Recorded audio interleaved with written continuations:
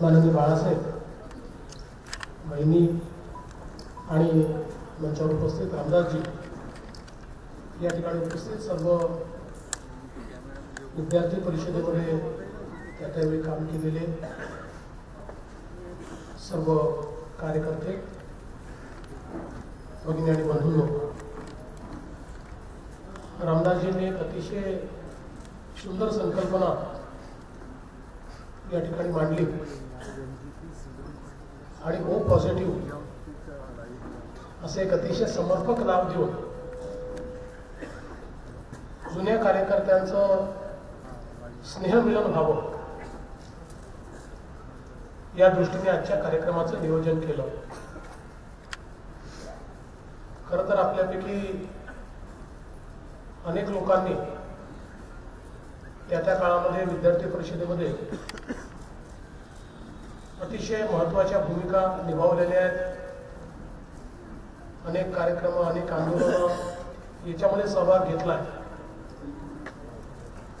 बरेचसे लोक आजही विचार परिवारातील विविध संघटनांमध्ये राष्ट्र कार्यकर्ता समर्पित काम करतायत। काही लोक वैयक्तिक कारणाने काम जरी करत नसले तरी राष्ट्रीय विचाराची भावना निश्चित तशीच आहे आणि म्हणून अशा प्रकारच्या सर्व लोकांना एकत्रित आणण्याचा हा जो उपक्रम आहे हा अतिशय चांगला, अतिशय स्तुत्य अशा प्रकारचा उपक्रम आहे। अनेक वेळा सर्व कार्यकर्त्यांना असं वाटत असतं की कधीतरी आपल्याला एकत्रित येता आलं पाहिजे, पण तशा प्रकारचे फोरम नसतात, तशा प्रकारचे कार्यक्रम नसतात आणि म्हणून ही इच्छा तशीच राहून जाते। पण आज या कार्यक्रमाच्या निमित्ताने जुन्या स्मृतींना उजाळा देण्याचा आनंद देखील आपल्याला घेता येईल। माननीय बाळासाहेबांनी आपल्यापैकी अनेकांना मार्गदर्शन केलेलं आहे आणि त्यांचा देखील आज आपल्याला सहवास या ठिकाणी लागतोय। खरं तर आज आपण अशा परिस्थितीमध्ये आहोत की ज्या विचार परिवाराकरता आपण विविध संघटनांमध्ये काम केलं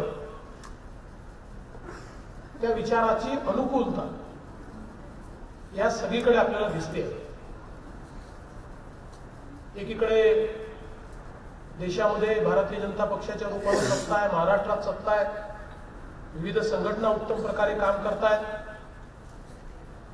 पण त्याच वेळी आपल्याला समाजामध्ये या विचाराला प्रखर विरोध करणार,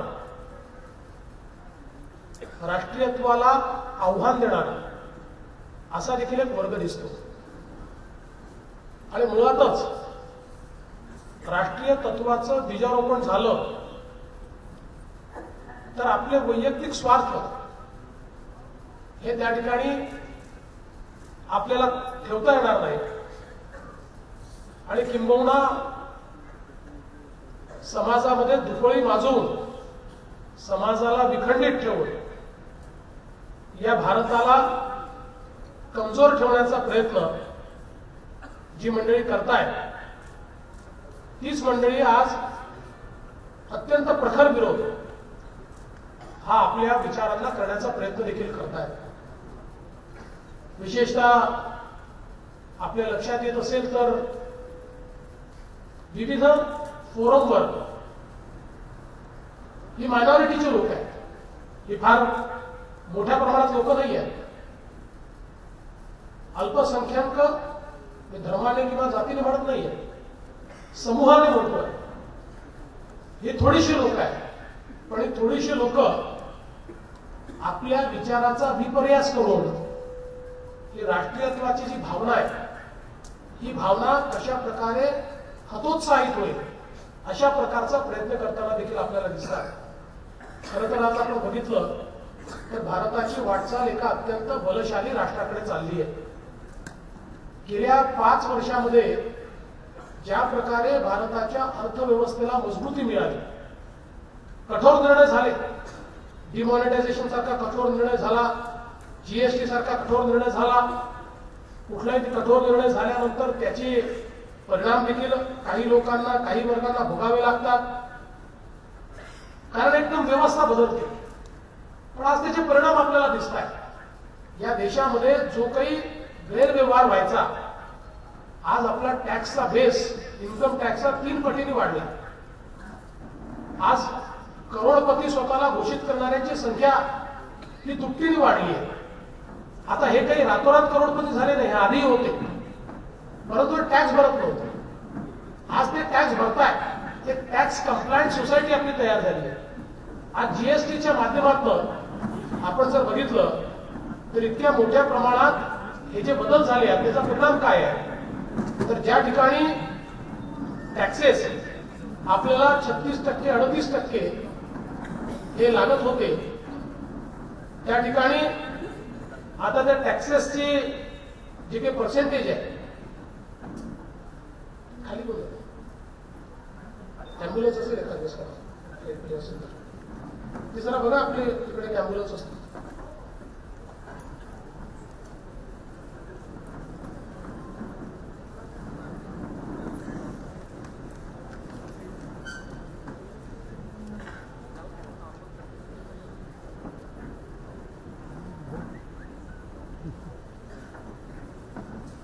आणि आधी आपण छुप्या पद्धतीनं 36 ते 40% टॅक्सेस द्यायचे, जे जीएसटी मध्ये 18%, 12%वर आले. आणि हे येऊन देखील आपलं एकूण उत्पन्न देशाचं हे प्रचंड मोठ्या प्रमाणात वाढलं. कालच अर्थमंत्र्यांनी सांगितलं की या महिन्यातलं जीएसटीचं कलेक्शन 1 लाख कोटीचं आहे. महाराष्ट्रामध्ये जीएसटी याच्या आधीचं कलेक्शन हे 95,000 कोटी होतं, ते मागच्या वर्षी 1,15,000 कोटीवर गेलं. या महिन्यामधलं जीएसटीचं कलेक्शन महाराष्ट्रातलं 15,000 कोटी रुपयाचं आहे. याचा अर्थ काय आहे, नवीन व्यवस्था तयार झाल्यामुळे टॅक्सची चोरी बंद झाली, लोकांना प्रामाणिकपणे व्यवहार करण्याची संधी मिळाली आणि त्यातनं देशाच्या तिजोरीमध्ये देखील मोठ्या प्रमाणात पैसा आला. आणि हे सगळं करत असताना वेगवेगळ्या प्रकारच्या गरीब कल्याणाच्या योजना ज्या आदरणीय मोदीजींनी या ठिकाणी राबवल्या, इतक्या मोठ्या प्रमाणात आपण जर बघितलं असेल तर उज्ज्वलाचे गॅस कनेक्शन असतील, प्रत्येक घरी लाईट असेल, प्रत्येकाला घर असेल, आरोग्याची व्यवस्था असेल, या एवढ्या व्यवस्था उभ्या राहिल्या कशा, तर आज हे जे काही टॅक्स कंप्लायंट सोसायटी आपण तयार केली, यातनं देशाच्या तिजोरीत पैसे यायला लागले आणि ते पैसे गरिबांवर खर्च करणं, शेतकऱ्यांवर खर्च करणं हे सरकारनं सुरू केलं. आणि हे सगळं करत असताना जगातली सर्वाधिक वेगानं विकसित होणारी अर्थव्यवस्था ही भारताची झाली. आणि येत्या 10 वर्षामध्ये भारत हा जगातल्या पहिल्या 2 अर्थव्यवस्थांमध्ये येईल. आणि आपली कॉम्पिटिशन आपण अमेरिकेला पाठीमागे टाकून फक्त चीनशी आपली कॉम्पिटिशन असेल, इतक्या वेगानं आज आपली अर्थव्यवस्था विकसित होते. आणि हे सगळं करत असताना राष्ट्रीय सुरक्षेच्या दृष्टीनं देखील ज्या प्रकारे एक मजबूत सरकार आज आपण या ठिकाणी पाहतोय, पाकिस्तान असेल, चीन असेल, म्हणजे आपण बघितलं तर पूर्वी जगामध्ये 2च देश होते की जे त्यांच्या सैनिकांची हत्या झाल्यानंतर बदला घ्यायचे, एक होतं अमेरिका, दुसरं होतं इस्रायल. पण उरीनंतर ज्या प्रकारे सर्जिकल स्ट्राईक भारताने केला, भारत जगातले 3रं राष्ट्र झालं की ज्या राष्ट्राने दाखवून दिलं की आमच्याकडे येऊन आमच्या सैनिकांवर जर हल्ला कराल तर आम्ही तुमच्या सरहद्दीमध्ये घुसून तुम्हाला तहस-नहस करू शकतो. आणि हे देखील त्या ठिकाणी भारतीय सेनेने निश्चितपणे करून दाखवलं. अगदी डोकलाममध्ये म्हणजे भारताच्या सीमेबाहेर जाऊन चीन ज्यावेळेस आक्रमण करत होते, ते आक्रमण भारतावर होत नव्हतं, ते म्यानमारवर होणार होतं आणि तिथून मग नंतर अर्थातच भारतावर त्याचा परिणाम झाला असता. पण पहिल्यांदा भारतानं भारताच्या बाहेर जाऊन, डोकलाममध्ये जाऊन त्या ठिकाणी चीनला रोखण्याचं काम केलं. चीनची सेना आज अमेरिकेच्या सेनेच्या बरोबरीतली सेना मानली जाते, परंतु भारताच्या या अतिशय आक्रमक रूपापुढे चीनलाही नमतं घ्यावं लागलं. आणि त्यातलं भारत हा एक मजबूत देश आहे हे आपल्या आज संपूर्ण जगाला दाखवता आलं. आज ज्या प्रकारे जगाशी आपले संबंध आहेत, ज्या प्रकारे जगातले देश भारताला मोठ्या प्रमाणात आज सन्मान देत आहेत, मला असं वाटतं की एक अत्यंत मोठी ही विकासाची व्यवस्था आपण आज उभी करू शकलो आहे. आणि यामुळेच जे देशविघातक लोक आहेत, या लोकांच्या मनामध्ये एक प्रकारची धडकी भरते. आणि ज्या लोकांना केवळ सत्ता हवी आहे, असे लोक आज अशा मानसिकतेमध्ये गेले आहेत की ते सत्तेकरता कुठल्याही प्रकारचा समझोता करू शकतात, कुठल्याही प्रकारचा.